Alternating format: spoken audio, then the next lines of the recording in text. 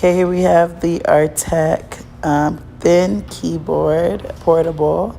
It's super light. Um, yes, on the back you have the on and off. Here, it's very simple. There's not much to it. On and off. And then, yeah, you can open up the back, and here's where the batteries go. They're triple A. Let me try to show you so you don't just take my word for it. Yeah, so it's triple A batteries. And